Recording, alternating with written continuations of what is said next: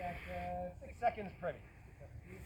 I took my bare estimate in range, distance to target, and time of the fuse. I told the master of the box, and the master of the box will cut down the fuse to the proper length using a small saw.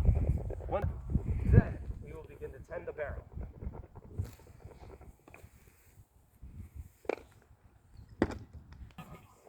The inside of the mortar is swabbed. It's wiped down, and any sort of leftover debris or burning embers from the last shot will be removed by hand. Once that is done, we may now safely load the thing. Handle charge. Advance charge. Load charge.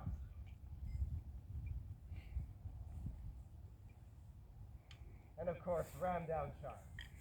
Everything that we've just done involves loading the bag of gunpowder first. On an ordinary cannon, you don't have to worry about that because usually your bag of powder and your cannonball are one and the same unit. Here, there's a very specific way to load the powder, as you can see. It must be rammed tightly into a cup-shaped compartment about this big at the very back of the barrel. That makes room for the bomb to be inserted later. And there's also a very specific way to load the bomb, which in a few moments you will be entitled to see. Handle bomb.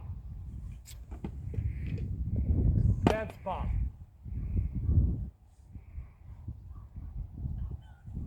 Load bomb.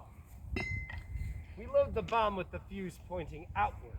We do so because if the fuse rolls inward, we will end up shooting through our own fuse and blowing ourselves up before we can assail the enemy.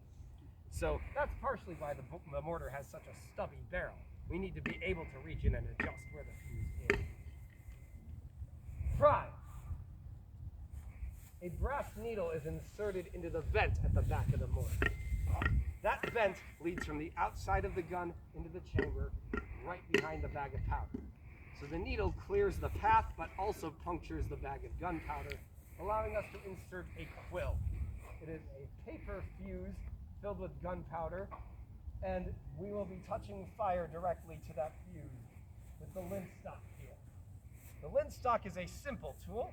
It is made up of a piece of cord, cotton in nature, soaked in potassium nitrate and vinegar, so it burns slowly and intensely like a lit cigarette. It's attached to the end of a stick so that Ben can stand his distance from the mortar while firing it. This allows him to avoid setting himself or any one of us on fire. Now, Will's hand is up in the air to signal that the gun is ready to be fired, so I will utter this one last warning. This mortar can either boom with such volume that the ground beneath you will shake, or it could utter the most pitiable wheeze imaginable. So at this point, I'd highly advise taking your hands, forming them like this, cupping them against the sides of your ears, and letting your jaw hang slack to relieve the pressure. Open your mouth. Mortar crew, make ready. Fire!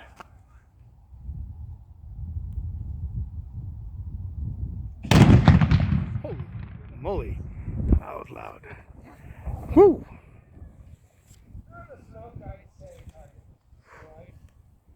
So what would happen now is once I've called a successful shot, we would take note of everything that we have done.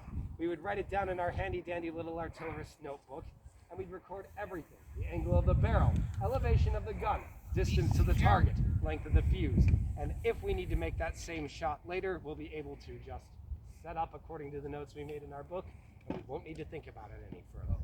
If we fail, no big deal. We'll just do it again in a few minutes and see what happens. There's a lot of guess and check with mortar fires. Now at this point, ladies and gentlemen, we have finished tending to the security of the mortar, so if you wish to approach, and if you wish to ask us any further questions, you will be welcome to do so at this time. And if that doesn't appeal to you, have fun wandering around and enjoy the rest of your day at Fort Niagara. Why does the one guy have a